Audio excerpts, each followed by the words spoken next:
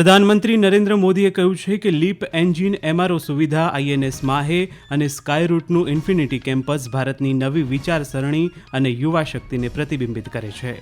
આકાશવાણી પર મન કી બાત કાર્યક્રમમાં શ્રી મોદીએ કહ્યું કે છેલ્લા 10 વર્ષમાં ભારતના ખાદ્યાન્ન ઉત્પાદનમાં 100 મિલિયન ટનનો વધારો થયો. પ્રધાનમંત્રીએ પોલીસ પ્રત્યે જનસાધારણની ધારણા અને ખાસ કરીને યુવાનોની ધારણામાં તાત્કાલિક ફેરફાર કરવાની જરૂરિયાત પર ભાર મૂક્યો. ચૂંટણી પંચે ગુજરાત સહિત 12 રાજ્યો અને કેન્દ્રશાસિત પ્રદેશોમાં એસઆઈઆર માટેની અંતિમ તારીખ 1 અઠવાડિયા સુધી લંબાવી.